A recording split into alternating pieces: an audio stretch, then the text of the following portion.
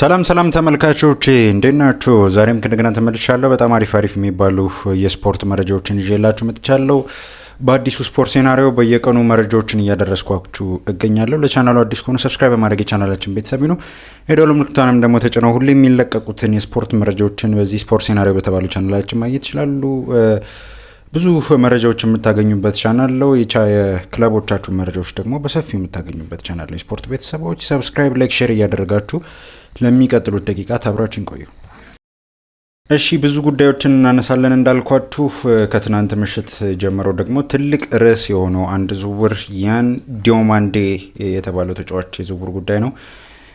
በብዙ ክለቦች አይን ውስጥ የገባ ተጫዋች ነው። ለመናገር የተጫዋች በተለይ አሁን ራሱ ሪፖርቶችን እየተመለከትኩ ነበር ከትንሽ ሰዓታት በፊትና ያን ዲዮማንዴን በተለይ ባርሴሎና ጎርደንን ከመግዛቱ በፊት ጠይቆት የነበረ ተጫዋች ነበርና ኖርማሊ ባርሳ ሳይሆን የጠየቀው ከተጫዋቹ ጎን የመጡ ጥያቄዎች ነበሩ ለባርሳና ባርሳ አንፈልግም ብለው ጎርደንን አስፈረሙና ባርሳዎች ፍላጎት አልነበራቸውም። በያን ዲዮማንዴ የዝውውር ጉዳይ ላይ ምን ያህል ሰፊ እንደሆነ ልነግራችሁ ነው። የዝውውር ጉዳይ ለረጅም ጊዜ ደግሞ ከፓሪሰን ጀርሜን ጋር ሲሰራ እንደነበር ይታወቃል። ፓሪሰን ጀርሜኖች ተጫዋች ለማስፈረም ጥረት አድርገዋል። ፐርሰናል ተርም ሙሉ በሙሉ ጨርሰው ነበር። ነገር ግን ክለብ ቱ ክለብ ያደረጉት ኔጎሽዬሽን ምንም አይነት ደስታ የሚሰጥ ንግግር አይደለም። ስለዚህ ሙሉ በሙሉ ፈርሷል ማለት ይከብደኛል። ስቲል ግን እስካሁን ድረስ ከስምምነት አልደረሱም ማለት እንችላለን ከፓሪሰን ጀርሜን ጋር። ሌሎች ደግሞ የእንግሊዝ ፕሪሚየር ሊግ ክለቦች አሉ ስለዚህ ተጫዋች ጉዳይ እየጠየቁ ነው የተባለው። ሊቨርፑል፣ ማንቸስተር ሲቲ ብሏል እና አርሰናል። ይበልጡኑ ማንቸስተር ሲቲ እና አርሰናል ባለፈው ሳምንት በተለይ አርሰናሎች ሮጀርስን ካጡ በኋላ የጠየቁት ተጫዋች ነበር። ስለ ሁኔታው ጠይቀው ነበር የተባለው። በተመሳሳይ መልኩ ደግሞ ማንቸስተር ሲቲ የክንፍ መስመር ተጫዋች ይፈልጋሉ። የሳቪኒዮን ተተኪ ይፈልጋሉ። ያው ሳቪኒዮ ወደ ቶትናም የመሄዱ ነገር እርግጥ አይደለም፣ ያው ግን አሁን እየሰፋ የመጣ ይመስለኛል እና የስፖርት ቤተሰቦች የእሱን ቦታ ለመተካት ብሎ ማንቸስተር ሲቲም ያን ዲዮማንዴን ጠይቆ ነበር። ነገር ግን ያን ዲዮማንዴ ፍላጎት አላሳየም ነው የተባለው። የማንቸስተር ሲቲ እና የአርሰናልን ጥያቄ ሲያይ ብዙ ፍላጎት አላሳየም ለመስማማት።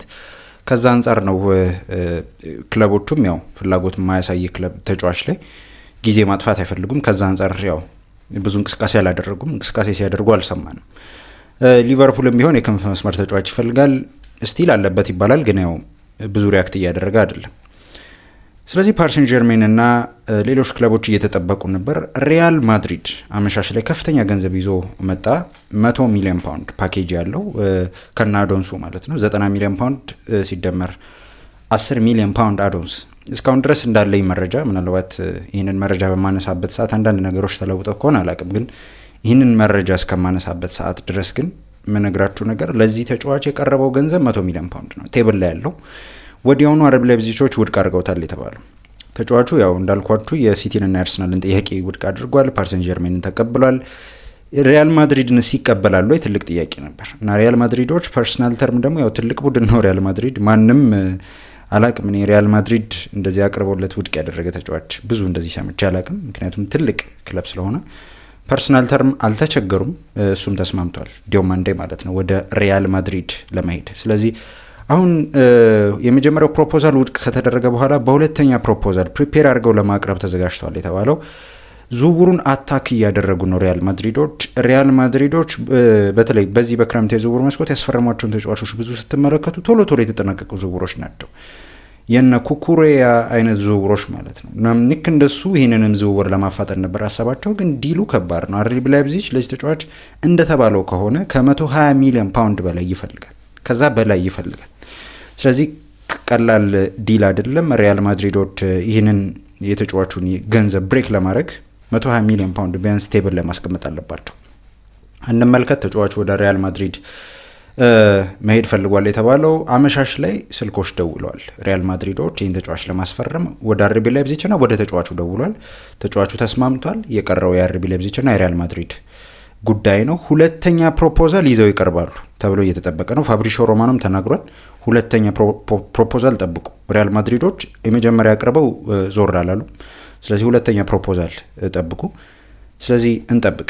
ዲዮማንዴ በጣም ጥሩ ነገሩ ብዬ ማስበው በሁለቱም ሳይድ መጫወት የሚችል ተጫዋች መሆኑ ነው። በግራም በቀኝም፣ በግራ ክንፍና በቀኝ ክንፍ እና አንዳንዴ አምታታል። በየትኛው እግሩ ነው የሚጫወተው የተጫዋች ለማለት በጣም ግራ ያጋባል። አንዳንዴ በግራ እግሩ በደንብ ሲገፋ ታዩታላችሁ፣ አንዳንዴ በቀኝ እግሩ ሲገፋ ታዩታላችሁ። ድሪብለር ነው በቃ ከዘመኑ የክንፍ መስመር ተጫዋቾች የምትጠብቁት አይነት ጥበብ ያለው አይነት ተጫዋች ነው ብዬ ነው ማስበው። እና ትናንት ልክ ዲዮማንዴን ሲፈልግ ሪያል ማድሪድ ብዙ የሪያል ማድሪድ ደጋፊዎች ጥያቄ ጠይቀው ነበር፣ ቪኒ ሊለቅ ነው እንዴ ብለው። እስካሁን ድረስ እንደ መረጃዎች ከሆነ የብራሂም ዲያዝን ቦታ ለመሸፈን ነው ይሄ ተጫዋች የሚመጣው ነው የተባለው። ምናልባት ኔክስት የር ቪኒ፣ ኤምባፔ ና ዲዮማንዴ ፊት ለፊቱን እንዲመሩት የተፈለገ ይመስላል። እስካሁን ድረስ ግን የቪኒሺየስ የዝውውር ጉዳይ እስካሁን አልተዘጋም። የስፖርት ቤተሰቦች እስካሁን ድረስ ኮንትራት አልፈረምም። እስካሁን ድረስ ከስምምነት ደረሱ የሚሉ መረጃዎች አልወጡም። ስለዚህ የቪኒ ጉዳይ ክፍት ነው። ምናልባት የቪኒን ቦታንም ሊሸፍን ሊመጣ ይችላል። ይሄ ኦፖርቹኒቲ አሪፍ ይመስለኛል። ዲዮማንዴ በሁለቱም ሳይድ መጫወቱ ምናልባት ቪኒን ቢለቅ የእሱ ተተኪ ሊሆን የሚችል ምናልባት ቪኒን ቢቆይ ደግሞ በቀኝ ክንፍ ሆኖ መጫወት የሚችል በብራሂም ዲያዝ ወይ አርዳ ጉለር አይነት ተጫዋቾች እነ ሮድሪጎ ያሉበት ቦታ ላይ መጫወት የሚችል ተጫዋች ነው። እንጠብቅ ሪያክት እስኪያደርጉ መረጃዎች እንደሚሉት። እስካሁን ድረስ ግን የመጀመሪያው ፕሮፖዛል ቀርቦ ውድቅ ተደርጓል። ያን ዲዮማንዴ ወደ ሪያል ማድሪድ መረጃዎች እንደሚያሳዩት አርሰናል በተለይ ቪኒሺየስ ጁኒዮርን ለማስፈረም እንቅስቃሴ ስለመጀመሩ መረጃዎች እየጠቁሙ ይገኛሉ። ስለ እንደዚህ አይነት ጉዳዮች በሰፊው ለማንሳት እንሞክራለን። የስፖርት ቤተሰቦች ግን ያው እንዳትረሱ ሰብስክራይብ፣ ላይክ፣ ሼር ያደርጋችሁ መመልከታችሁን ማለት ነው። ብዙ ጉዳዮች ተነስተዋል። አርሰናል ቪኒ ጁኒዮርን ለማስፈረም ንግግር በማድረግ ላይ ይገኛል። የስፖርት ቤተሰቦች እንደ መረጃዎቹ ከሆነ በተለይ በቅርብ ሰዓታት የመጀመሪያው መረጃ ያነሳው ዴቪድ ዌኒስቲ ነው። አገኘሁት ብሎ እንደዘገበው መረጃ ከሆነ አርሰናል ከሪያል ማድሪድ ቪኒሺየስ ጁኒዮርን ለማስፈረም እንቅስቃሴ ማድረግ ጀምሯል የተባለው በጣም ትልቅ እንቅስቃሴ ማድረግ ጀምሯል። የስፖርት ቤተሰቦች ንግግሮች እስካሁን ድረስ ያው ንግግሮች መደረግ አይደለም ግን አርሰናል ፈቃድን አግኝቷል። ከሪያል ማድሪድ ፈቃድን አግኝቷል። የዝውውሩ ጉዳይ ዝግ አይደለም እና በቁም ነገር ንግግር ማድረግ ጀምሯል ያለው ሃንድ ኦፍ አርሰናል እንደውም እንደተናገረው ያው የአርሰናል በጣም ቅርብ የሚባል ጋዜጠኛ እንደሆነ እናውቃለን። እና ሃንድ ኦፍ አርሰናል ምንድን ያለው በቁም ነገር ስለ ተጫዋቹ የዝውውር ጉዳይ ከአርሰናል እና ከሪያል ማድሪድ መካከል ያለ ድርድር አለ እና ቀጥተኛ ግንኙነቶች ተደርገዋል። ቪኒ ጁኒዮርን ለማስፈረም ቀጥተኛ ግንኙነት ነው የተደረገው እና በተለይ ሮድራ የሚባለው በጣም ታማኝ የሚባል ደግሞ የሪያል ማድሪድ ጋዜጣ አለ እና ያን ዲዮማንዴ ወደ ሪያል ማድሪድ መምጣት ለቪኒሺየስ ጁኒዮር ጠንከር ያለ መልእክት እያስተላለፈ ነው ብሏል።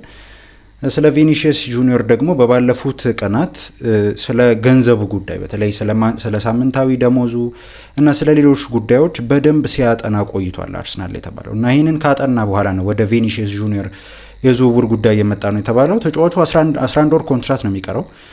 11 ወር ኮንትራት ይቀረዋል ማለት በቃ መሸጫ ጊዜው ከተሸጠም ወይም ኮንትራት ከፈረም ጊዜው አሁን ነው እና ኮንትራት እስካሁን ድረስ አልተፈራረመም። የስፖርት ቤተሰቦች ምናልባት ደግሞ የማይፈራረም ከሆነ አርሰናል ኢዜር አርሰናል ከሪያል ማድሪድ ቪኒ ጁኒዮርን ለማስፈረም ተዘጋጅቷል። ዝውውሩን እያጠና ይገኛል። በተለይ አንድ የተናገረው ነገር ምንድን ነው? ዴቪድ ኦይንስቲን እንደተናገረው ከሆነ ማለት ነው የአርሰናል ባለሀብት ክሮንኬ ቀጥተኛ ትዕዛዝ አስተላልፏል ይህን ተጫዋች አስፈርሙት በሚል የተባለው ስለ ገንዘቡ ጉዳይ በደንብ አጥንቷል። ገንዘብ ትልቅ ኢሹ ላይሆን ይችላል እንደማለት ነው ይሄ መረጃ ማለት ነው የስፖርት ቤተሰቦች እና ቀጥተኛ ትዕዛዝ ሰጥቷል የአርሰናል ባለሀብት ክሮንኬ። ስለዚህ የስፖርት ቤተሰቦች ጉዳዩ ቀላል አይደለም። አርሰናል ኢንትረስት ብቻ አይደለም ያለው ተጫዋቹን ለማስፈረም ግን አሁን እንቅስቃሴ ጀምሯል። ስለ ሁኔታው በደንብ አጥንቷል። ከዚህ በኋላ ቪኒ ጁኒዮር ወደ አርሰናል ብዙ የምትሰሙት ስም ነው እና እየሞከሩ ነው ለማስፈረም። ሪያል ማድሪዶች ደግሞ መንገዱን አልዘጉም፣ መንገዱ ክፍት ነው ብለዋል። ተጫዋቹ ኮንትራት እስካልፈረመ ድረስ ማለት ነው። ኮንትራት ካልፈረመ አርሰናል ለማስፈረም ተዘጋጅቷል። ኮንትራት ከፈረመ ግን ይቆያል እና አማራጭ ነው። አሁንም ቪኒ ጁኒዮር አማራጭ ነው። ቪኒ ጁኒዮር ዋነኛ ኢላማ ሆኖ ቀጥሏል ማለት ነው። ከሞርጋን ሮጀርስ በኋላ የሰማ ነው የክንፍ መስመር ተጫዋች ስም ነው። እስካሁን ድረስ የመሃል ክፍል ተጫዋች ብዙ ሰምተናል። ብሩኖ ጊማራይሽ፣ ዛሬም ብዙ የምናነሳቸው ጉዳዮች አሉ ስለ ብሩኖ ጊማራይሽ። ግን ቪኒ ጁኒዮርን አሁን አርሰናል በቁም ነገር መከታተል ጀምሯል። አርሰናል እና ሪያል ማድሪድ በቁም ነገር በንግግር ላይ ይገኛሉ ይህን ተጫዋች ለማግኘት። የስፖርት ቤተሰቦች ሌሎች ትልቅ ነገሮች የሉም፣ ግን አርሰናል ሙቭመንት ማድረግ ጀምሯል። አርሰናል ደጋፊዎች ምን ተሰማችሁ? ደግሞስ ምን ትላላችሁ? የስፖርት ቤተሰቦች ስለ ቪኒሺየስ ጁኒዮር ይሄ ተጫዋች ወደ አርሰናል ቢመጣ ለአርሰናል በደንብ የሚጠቅም ተጫዋች ነው ብላችሁ ታስባላችሁ ወይንስ? እስኪ ኮሜንት ላይ ሀሳባችሁን በሰፊ አድርሱኝ ስፖርት ቤተሰቦች። እሺ አሁንም ከአርሰናል ጋር በተያያዘ ሌሎች ጉዳዮችን እያነሳን እንቆያለን። የብሩኖ ጊማራይሽን የዝውውር ጉዳይ እናንሳ። ያው የአርሰናል ወሳኙ ስም ይመስለኛል በዚህ በክረምት የዝውውር መስኮት፣ ምናልባት ደግሞ በጊዜያዊነት ደረጃ ደግሞ እየሰማ ነው ያለው ስም ይመስለኛል ብሩኖ ጊማራይሽ ማለት ነው። ስለ ተጫዋቹ ጉዳይ ምን አዳዲስ ጉዳዮች አሉ? ተጫዋቹን ለማስፈረም አርሰናል ምን እያደረገ ነው? ምንድን ነው ሁኔታው?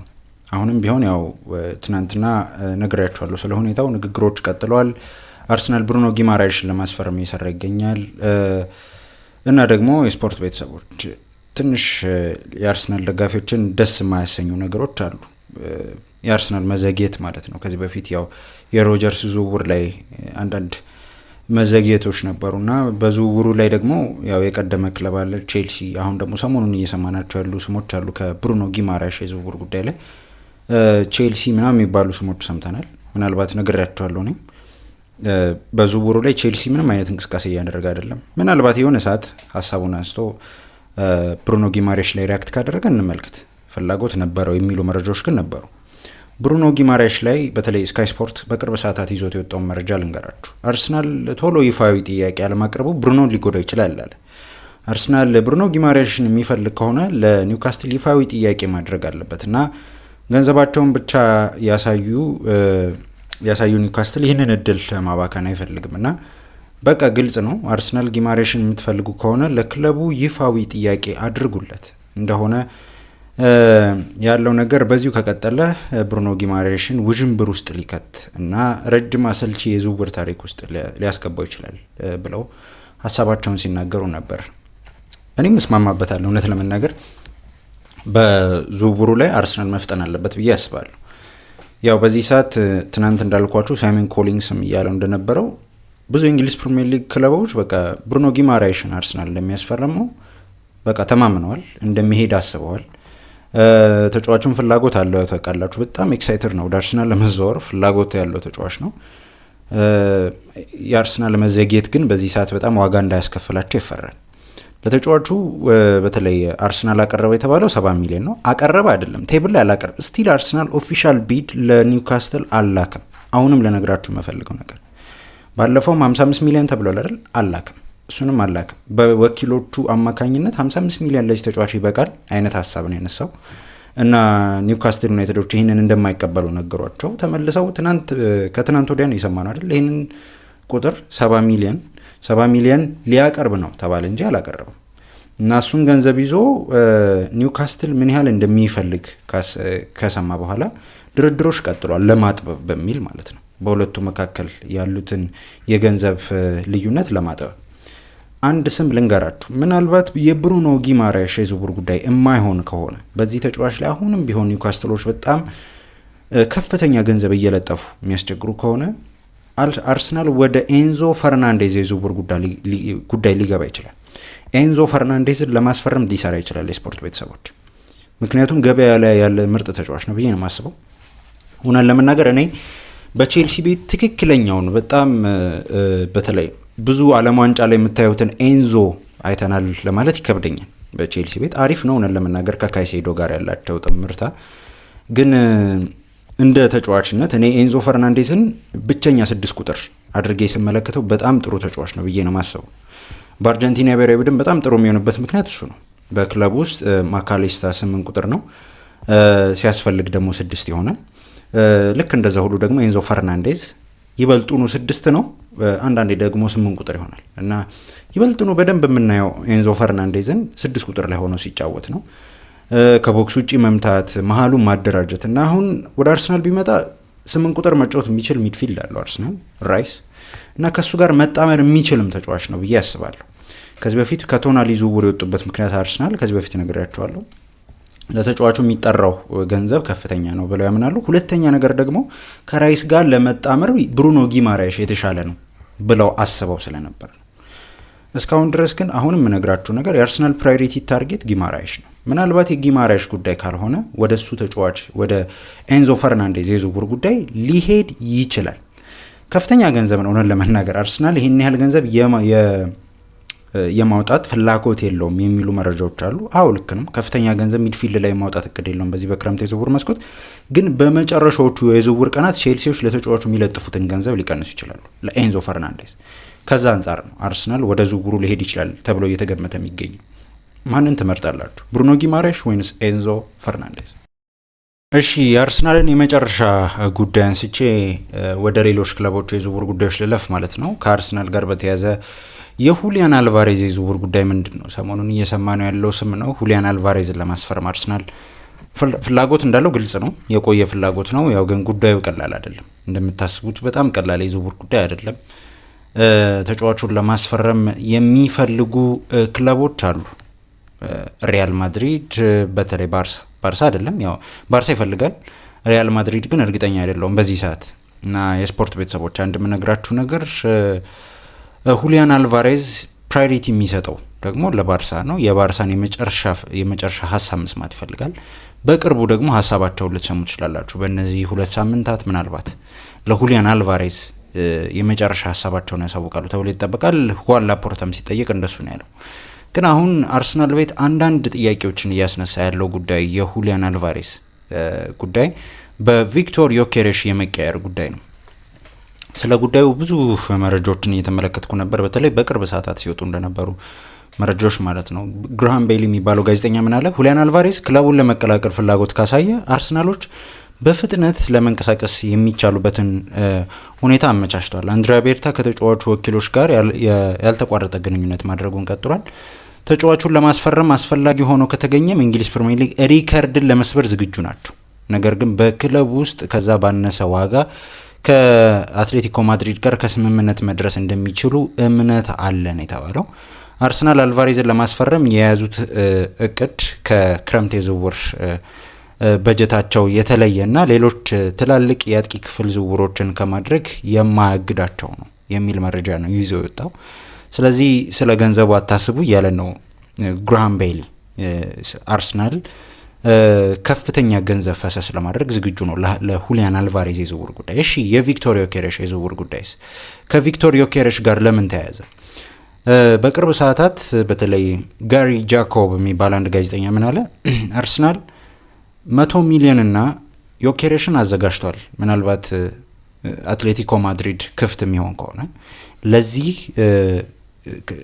በተለይ ሪካርድ የሆነ ገንዘብ የሚጠይቁ አይነትም ከሆነ ዲል ውስጥ ዮኬሬሽን ለማካተት አስበዋል የሚል መረጃ ነው ይዞ እየወጣ የሚገኘው። እውነት ለመናገር የመጀመሪያ አመቱ ነው ቪክቶር ዮኬሬሽ። እንደ መጀመሪያ አመት 21 ጎል ጥሩ ነው። ያው ስፖርቲንግ እንዳሳየውም ባይሆን ፕሪሚየር ሊግ ከባድ ሊግ እንደሆነ ይታወቃል። 21 ጎል ግን ጥሩ ነው።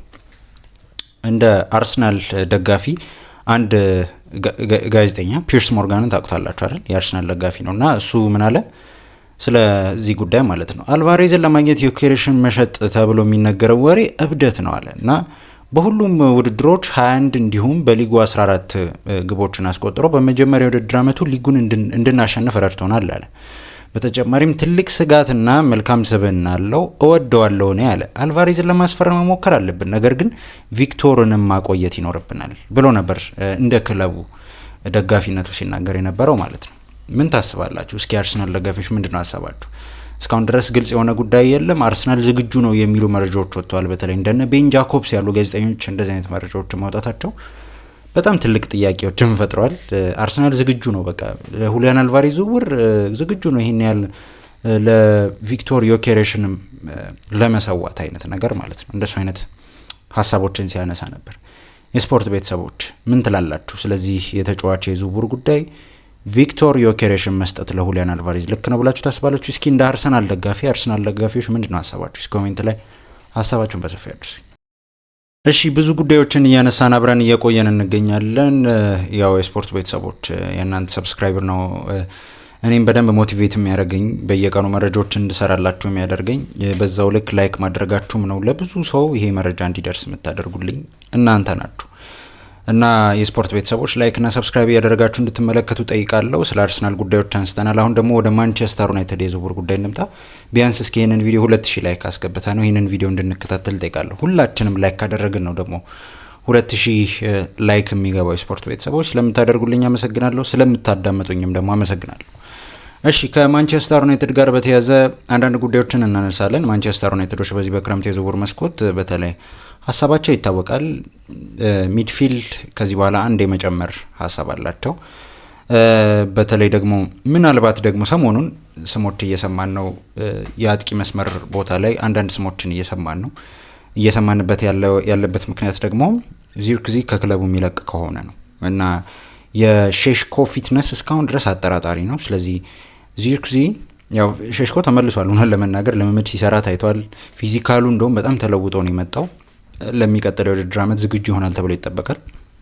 ግን በዛ ቦታ ላይ ዚርክዚን እንደ ዋነኛ ተተኪ አድርገው ያስቡታል ወይ? ጥያቄ ነው። በጣም ትልቅ ጥያቄ ነው። ትናንትም ስነግራችሁ ነበር። ብዙ ክለቦች ፈላጊዎች ናቸው። በተለይ ቀጣላይን አካባቢ እንደነ ሮማ ያሉ ክለቦች የዚህ ተጫዋች አድናቂ ናቸው እና ማንቸስተር ዩናይትዶች ምን አስበዋል በዚህ ተጫዋች የዝውውር ጉዳይ ላይ? እሱን የምንመለከተው ጉዳይ ነው። ግን እንደ መረጃዎች ከሆነ በቅርብ ሰዓታት ሲወጡ እንደነበሩ መረጃዎች ከሆነ ደሰን ነው ይህንን መረጃ ይዞ የወጣው። ደሰን አሪፍ ጋዜጣ እንደሆነ ይታወቃል። ምን አለ? ማንቸስተር ዩናይትድ እና አርሰናል ነው ያለው። እኔ አርሰናል ላይ ትልቅ ጥያቄ አለኝ። አርሰናል ኦሊ ዋትኪንስን በዚህ ሰዓት የማስፈረም ፍላጎት አለው ብዬ አላስብም። ነግሬያቸዋለሁ። አርሰናል ፍላጎቱ አልቫሬዝ ነው። አልቫሬዝን ነው የማስፈረም ፍላጎቱ። ምናልባት የመጨረሻዎቹ የዝውውር ቀናት ላይ የሚንቀሳቀስ ከሆነ እንመልከት። ማንቸስተር ዩናይትድ እና አርሰናል ግን ኦሊ ዋትኪንስን ለማስፈረም ፍላጎት አላቸው ነው የተባለው። ጆሹዋ ዚርክዚ በጁቬንቱስ እና በሮማ ዝውውር ከፍተኛ ትኩረትን እየሳበ በመሆኑ ዩናይትድ አዳዲስ የአጥቂ አማራጮችን በመመልከት ላይ ይገኛል እና ዚርክዚ ክለቡን የሚለቅ ከሆነ ዩናይትድ ለዋትኪንስ ይፋዊ ጥያቄ ያቀርባል ተብሎ ይጠበቃል አለ ደሰን። ዩናይትድ እሱን እንደ ልምድ ያለው አጥቂ እና ቤንጃሚን ሼሽኮ ደግሞ እድገቱን እንዲቀጥል ሊረዳው የሚችል ተጫዋች አድርጎ ይመለከተዋል የተባለው። ስለዚህ እውነት ለመናገር ዚርክዚ ከለቀቀ በጣም ጥሩ ፊርማ ይሆናል ብዬ አስባለሁ። ኦሊ ዋትኪንስ እንደ እድሜው ነው አሁን ላይ ትልቅ ጥያቄ የሚያስነሳው። ያው ኦልሞስት 30 ዓመቱ ነው ይሄ ተጫዋች። ግን የስፖርት ቤተሰቦች በጣም ልምድ ያለው አጥቂ ነው እና ብዙም ገንዘብ አያስወጣቸውም ልላችሁ ነው ማንቸስተር ዩናይትዶች ለኦሊ ዋትኪንስ ከእድሜውም አንጻር። አስቶን ቪላዎች ደግሞ ተጫዋቾችን እየሸጡ ይገኛሉ። ምናልባት ግን ኦሊ ዋትኪንስን የመሸጥ ፍላጎት አላቸው? ትልቅ ጥያቄ ነው። ሞርጋን ሮጀርስን ሽጠዋል። ብዙ ተጫዋቾችን እየሸጡ ይገኛሉ። ቲለማንስንም ራሱ ለማንቸስተር ዩናይትድ ሽጠዋል። ያው ተጫዋቾችን መሸጥ አለባቸው፣ ልክ ነው፣ ለፋይናንሻል ፌር ፕሌይ ማለት ነው። ከዛ አንጻር ነው ተጫዋቾችን እየሸጡ የሚገኙት። ለዋትኪንስ ግን እርግጠኛ አይደለሁም ክፍት መሆናቸውን። መረጃዎቹ በደንብ ሰፋ ሲሉ እንመልከት። ግን ደሰ እንደዘገበው ከሆነ ማንቸስተር ዩናይትድ ኢንትረስት አለው። ማንቸስተር ዩናይትድ ኦሊ ዋትኪንስን የማስፈረም ፍላጎት አለው። ነገሮች እንዲሁ ከቀጠሉ እንመልከት። ዚርክዚ ከለቀቀና ማንቸስተር ዩናይትድ ኦሊ ዋትኪንስን የማስፈረም ፍላጎት ካለው። እሺ ከማንቸስተር ዩናይትድ ጋር በተያያዘ ሌሎች ጉዳዮችን እያነሳን እንቆያለን። ግን እስኪ ምን ታስባላችሁ? እንደነገርኳችሁ ያው ኦሊ ዋትኪንስ ማስፈረም ይፈልጋል ማንቸስተር ዩናይትድ ተብሏል። እስኪ ምን ትላላችሁ? ጥሩ ተጫዋች ነው ብላችሁ ታስባላችሁ ኦሊ ዋትኪንስ ለማንቸስተር ዩናይትድ? ደግሞ ስለ ዚርክዚ ጥሩ ተተኪ ነው ብላችሁ ታስባላችሁ? እስኪ ኮሜንት ላይ ሀሳባችሁን በሰፊ ያድርሱኝ። ከማንቸስተር ዩናይትድ ጋር በተለይ ሚድፊልድ ቦታ ላይ አንዳንድ ጉዳዮች እናነሳለን። ከቹዋሚኒ እና ከማኑ ኮኔ የዝውውር ጉዳይ ጋር በተያያዘ ማለት ነው። ማንቸስተር ዩናይትዶች ሁለት ሚድፊልድ አስፈርመዋል። እውነት ለመናገር ሁለት አሪፍ የሚባሉ ሚድፊልዶች አስፈርመዋል። እሱ ግልጽ ጉዳይ ነው። አሁን ሶስተኛ ሚድፊልድ ደግሞ ሊያስፈርሙ ይችላሉ። የትኛውን ሚድፊልድ ያስፈርማሉ? እስካሁን ድረስ ግልጽ የሆነ ጉዳይ የለም። አሁን በተለይ የኦሪሊያን ቹዋሚኒን ጉዳይ ግን ብዙ ክለቦች አሉ። በተለይ ማንቸስተር ዩናይትዶች ኦሪሊያን ቹዋሚኒን የማስፈረም ፍላጎት አላቸው የሚሉ የስፔን ጋዜጦችም አሉ። የስፔን ጋዜጦች ብቻ ሳይሆን ቅርብ የሆኑ የማንቸስተር ዩናይትድ አንዳንድ ጸሐፊዎች እንደዚህ እያሉ ይገኛሉ እና ቹዋሚኒ በተለይ የኦሪሊያን ቹዋሚኒ ተወካዮች ትናንት ከማንቸስተር ዩናይትድ ባለስልጣናት ጋር ደግሞ ለመነጋገር ወደ ማንቸስተር እንደበረሩ ተገልጿል እና ተጫዋቹ ደግሞ ወደ ማንቸስተር ዩናይትድ ለመዛወር በጣም ክፍት ነው የተባለው እና የስፖርት ቤተሰቦች ጉዳዩ ክፍት ነው። ኦሪሊያን ቹዋሚኒን የማስፈረም ፍላጎት አለው ማንቸስተር ዩናይትድ፣ ግን ከፍተኛ ገንዘብ ሊጠየቅበት ይችላል። ልክ እንደነ ሻንቶሽ አይነት ገንዘብ አይደለም፣ ከፍተኛ ገንዘብ ሊጠይቅ ይችላል። ሪያል ማድሪድ ምናልባት 80 ከዛም በላይ ሊጠይቅ ይችላል። እንመልከት የኦሪሊያን ቹዋሚኒ የዝውውር ጉዳይ ላይ ማለት ነው። ኦሪሊያን ቹዋሚኒን እስኪ ከየትኛው ተጫዋች ጋር ታመሳስሉታላችሁ? እኔ በተለይ እንደ ዲፌንሲቭ ሚዲያው ካራክተሩ ምናምን ስትመለከቱ በተለይ ለፈረንሳይ ብሔራዊ ቡድንም ሲጫወት የሆነ ያህል ፖል ፖግባን የሚመስል አይነት አጫወት ያለው ይመስላል። ሞር ኦፌንሲቭ ነው ፖግባ። ዲፌንሲቭም ሲሆን ግን የሚጥላቸው ኳሶች በጣም አደገኛ ናቸው ኦሬሊያን ቹዋሜኒ ብዙ ጊዜ ደግሞ ጥያቄ የሚነሳበት ሪስክ ወሳጅ አይደለም፣ ወይም የግራ ቀኝ ፓሶች ያበዛል እንጂ ሪስክ ወስዶ መሀል ላይ ተጋፍጦ ኳሶችን ወደፊት ፓስ የሚያደርግ አይነት ሚድፊልድ አይደለም በሚል የሚተች አይነት ሚድፊልድ ነው። በተለይ በሪያል ማድሪድ ቤት የሚያስተቸው አንድ ነገር ቢኖር እሱ ነው። በጣም የሚወደድለት ነገር ደግሞ ከቦክስ ውጭ አንዳንድ የሚመታቸው አደገኛ ምቶች አሉ እና በዚህ ነገሩ ደግሞ በጣም ይወደዳል። በሪያል ማድሪድ ቤት ደግሞ በየአመቱ ብዙ እድገቶችን እያሳየ የመጣ አይነት ሚድፊልድ አይደለም እና ብዙ ጥያቄ እያስነሳ ያለውም ለዛ ነው። ሪያል ማድሪዶች ሮድሪን ለማስፈረም ፍላጎት እንዳላቸው ይታወቃልና ምናልባት ሮድሪን የሚያገኙ ከሆነ ኦሬሊያን ቹዋሜኒን ከክለባቸው እንዲለቅ ሊፈቅዱለት ይችላሉ። ካማቪንጋም ተብሏል። እውነት ለመናገር ካማቪንጋም ከሪያል ማድሪድ ይለቃል። እሱን ለገበያ አቅርበውታል የተባለው እስካሁን ድረስ ብዙ ገፋ ብሎ የመጣ አይነት ክለብ እየተመለከትኩ አይደለም። ምናልባት አርሰናል ምናምን ተብሏል፣ ግልጽ አይደለም። ያው ሩመሮች ናቸው። ሌሎች ክለቦች ካሉ እንመልከት። ግን ካማቪንጋ የሚለቅ ከሆነ ቹዋሜኒ የሚለቅ ከሆነ ሪያል ማድሪድ ሮድሪን ለማስፈረም ወስኗል ማለት ነው። እንደነገርኳችሁ ደግሞ የማንቸስተር ዩናይትድ ወኪሎች በተለይ የኦሬሊያን ቹዋሜኒ ተወካዮች ደግሞ ወደ ማንቸስተር ዩናይትድ መጥተዋል ንግግር ለማድረግ የሚል መረጃ ነው ኢንዲካሊያ ኒውስ የዘገበው ማለት ነው። ስለ ማንቸስተር ዩናይትድ የሚዘግብ ጋዜጣ እንደሆነ ይታወቃል። ስለዚህ ተጫዋች ጉዳይ እያነሳ ነው። አዳዲስ ጉዳዮች ሲኖሩን የበስ ቻናል ማድረሳቸው ነው። እሺ የመጨረሻውን የማንቸስተር ዩናይትድ ጉዳይ እናንሳና ወደ መጨረሻው የዝውውር ጉዳይ ያልፋለው። የባርኮላን ጉዳይ ነው የምናነሳው። የባርኮላ ጉዳይ አሳሳቢ ሁኔታ እንደሆነ እየተመለከተ እንገኛለን። ስለሱ ጉዳይ በደንብ አነሳላችኋለሁ። የማኑ ኮኔን ጉዳይ ግን እንመልከት። ማኑ ኮኔ ከማንቸስተር ዩናይትድ ጋር ሌላው ስሙ የተያዘው ሚድፊልድ ነው። እስካሁን ድረስ ያው ስሞችን እያነሳን ያለ ነው። እስካሁን ድረስ ማንቸስተር ዩናይትድ ሪያክት እያደረገበት ያለው የዝውውር ጉዳይን እየተመለከትን ስላልሆነ ነው። ሩመሮች ብቻ አይደሉም፣ ግን እንዲህ ስነግራችሁ ሩመሮች አይደሉም፣ እውነተኛ መረጃዎች ናቸው። ከእውነተኛ ጋዜጠኞች ሲሆኑ እነዚህ ጋዜጠኞች ልክ ናቸው፣ እነዚህ ጋዜጠኞች ደግሞ እንደዚህ ናቸው ብዬ እነግራቸዋለሁ። እና የስፖርት ቤተሰቦች ከማንቸስተር ዩናይትድ ጋር በተያያዘ የማኑ ኮኔ ጉዳይ አንዱ ወሳኙ ጉዳይ ይመስለኛል። ማኑ ኮኔን ለማስፈረም ማንቸስተር ዩናይትዶች ፍላጎት እንዳላቸው ይታወቃል። እኔ በተለይ ማንቸስተር ዩናይትዶች ቢያገኙት በጣም አሪፍ ሚድፊልድ ነው ብዬ ማስበው ሚድፊልድ ነው ማኑ ኮኔ። እንደኔ በጣም ፌቨራይት ሚድፊልድ ነው። በተለይ ዓለም ዋንጫ ላይ ካየኋቸው ሚድፊልዶች ከዘመኑ ሚድፊልዶች ጋር የሆነ ጥሩ ሚድፊልዶች ጋር የሚመሳሰል አይነት ሚድፊልድ ተጫዋች ነው። ቅድም ካነሳውላችሁ ከቹዋሜኒ ጋር ቹዋሜኒ ያው ብዙ ጎንዮሽ ፓስ ያበዛል እና ሪስክ ወሳጅ አይደለም በሚል እንደሚተቹሉ ደግሞ ኮኔ ደግሞ በጣም ሪስክ የሚወስድ ሚድፊልድ ነው። ሚድፊልድ ላይ ደግሞ ሪስክ መውሰድ በጣም ትልቅ ነገር ነው። ፊዚካሉን በደንብ የሚጠቀም ሜዳ ውስጥ ታታሪ የሆነ በጣም ጥሩ ሚድፊልድ ነው። እውነት ለመናገር እኔ 50 ሚሊዮን ፓውንድ በጣም ትንሽ ነው ብዬ ነው ማስበው ለማኑ ኮኔ። ማንቸስተር ዩናይትድ የሚያገኘውም ከሆነ በጣም የሚጠቀምበት ሚድፊልድ ይመስለኛል። ፍላጎት አለው ስቲል። ንግግሮች ተደርገው ነበር። ዓለም ዋንጫው እንዳለቀ ነው ግን አሁን አይደለም። ዓለም ዋንጫው እንዳለቀ ንግግሮች ተደርገዋል። እንደ መረጃዎች ከሆነ ደግሞ ሮማዎች ፕሮፖዛል ይጠብቃሉ። ሮማዎች እስካሁን ድረስ የቀረበላቸው ይህን ያህል ፕሮፖዛል የለም። እስካሁን ድረስ ፕሮፖዛል አልቀረበላቸውም። ፕሮፖዛል ከቀረበላቸው ግን ለመመልከት ዝግጁ ናቸው። ገንዘብ አግኝተው ሌሎች ተጫዋቾች ላይ ቶሎ ቢሄዱ ይቀላቸዋል እና የመጨረሻዎቹ የዝውውር ቀናት ላይ ምናልባት ጥያቄዎች ቢቀርቡላቸው ሮማዎች ላይሸጡት ይችላሉ። ስለዚህ በጊዜ ይህን ተጫዋች የሚለቅ ከሆነ በጊዜ ሽጠ ነው። ኔክስት ይር ደግሞ ሮማ የቻምፒዮንስ ሊግ ተፎካካሪ ስለሆነ ወይም ቻምፒዮንስ ሊግ የሚሳተፍ ስለሆነ ሚድፊልድ ለማስፈረም ገንዘቡ ያስፈልገዋል የስፖርት ቤተሰቦች እና ቶሎ እንዲንቀሳቀስ ቶሎ መሸጥ ነው የሚፈልገው። ከዓለም ዋንጫው በኋላ ማንቸስተር ዩናይትዶች ይህንን ተጫዋች እየተከታተሉት ነው ብሏል ፋብሪሾ ሮማኖ። ይህንን ተጫዋች እየተከታተሉት ነው። አሁንም ቢሆን የማንቸስተር ዩናይትድ ከእቅዶቹ ከሾርት ሊስት ውስጥ ካሉ ሚድፊልዶች መካከል አንዱ ማኑ ኮኔ ነው። ግን ማኑ ኮኔ ብቻ አይደለም። ቅድምም ቹዋሜኒ ብያቸዋለሁ። ሌሎች ሚድፊልዶችም ካሉ እንመልከት። ግን ማኑ ኮኔን በጣም ያደንቀዋል። ማንን ትመርጣላችሁ ግን የስፖርት ቤተሰቦች? ለክለባችሁ በተለይ ማንቸስተር ዩናይትድ ደጋፊዎች ይህንን መረጃ በደንብ እንደምትመለከቱ አስባለሁ። የትኛውን ግን ሚድፊልድ ትመርጣላችሁ? ማኑ ኮኔ ወይንስ ኦሬሊያን ቹዋሜኒ? የመጨረሻውን ጉዳይ ላንሳና ላብቃ ማለት ነው የስፖርት ቤተሰቦች። ከመጨረሻው ጉዳይ ጋር ስናነሳ በተለይ የባርኮላን ጉዳይ ነው የምናነሳው። ባርኮላ ከሊቨርፑል ጋር ስሙ እንደተያዘ ይታወቃል። በቅርብ ሰዓታት ሲወጡ እንደነበሩ መረጃዎች ደግሞ ሊቨርፑሎች ስቲል አሁንም በዚህ ተጫዋች ዝውውር ላይ ሪያክት ለማድረግ ተዘጋጅተዋል። እስካሁን ድረስ አሁን በተለይ እኔ በትንሹ ከአርሰናል የዝውውር መስኮት ጋር ትንሽ አያይዟሉ የሊቨርፑልን። ምክንያቱም ሁለቱም ብዙ ሪያክት እያደረጉ አይደለም። አርሰናል ያው ተጫዋች አስፈርሟል፣ ዞሊስን ግብ ጠባቂም በነጻ አስፈርሟል። ሊቨርፑልም ቢሆን የክንፍ መስመር ተጫዋች አስፈርሟል። ታዳጊ ነው ግን ያው ኔክስት የር እንደ ቤንች ሊታሰብ የሚችል ነው።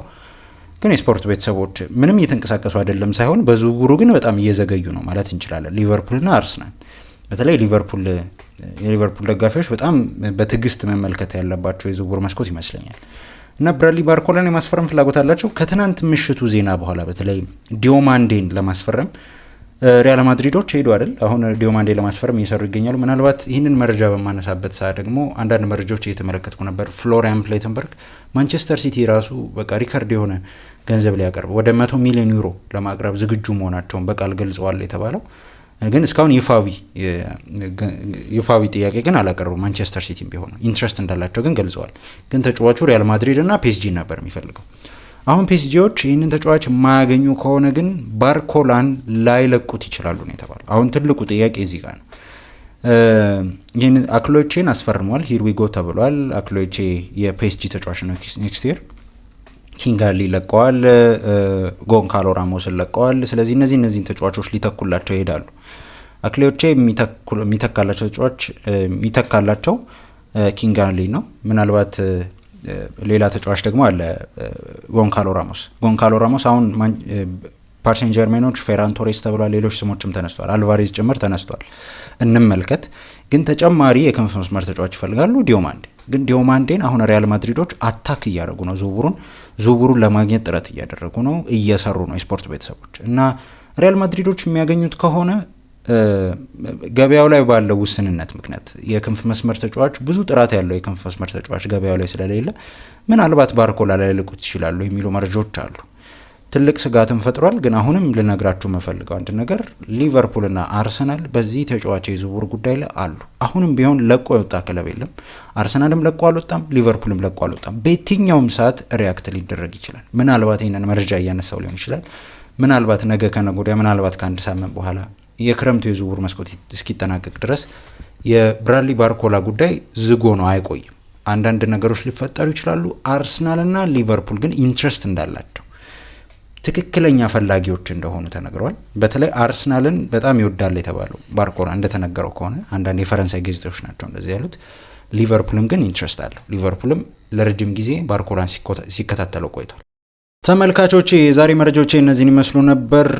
ባርኮላ፣ ዲዮማንዴ፣ ቹዋሚኒ፣ ኮኔ፣ ጊማራይሽ እነዚህን ስሞች እያነሳን አብረን ቆየን። የስፖርት ቤተሰቦች ለቻናሉ አዲስ ከሆኑ ሰብስክራይብ በማድረግ የቻናላችን ቤተሰብ ነው። ደወል ምልክቱንም ደግሞ ተጭነው ሁሉ የሚለቀቁትን የስፖርት መረጃዎችን በዚህ ስፖርት ሴናሪዮ በተባለው ቻናላችን ማግኘት ይችላሉ። አዲስ ነው ቻናሉ። የስፖርት ቤተሰቦች ሁላችሁም ደግሞ ሰብስክራይብ፣ ላይክ፣ ሼር እያደረጋችሁ እንድትመለከቱት እጠይቃለሁ። የስፖርት ቤተሰቦች ሰብስክራይብ፣ ላይክ፣ ሼር እያደረጋችሁ ስለተመለከታችሁትም አመሰግናለሁ። በቀጣይ ቪዲዮ ደግሞ እስከምንገናኝ ቸር ሰንብቱልኝ ባይ ነኝ።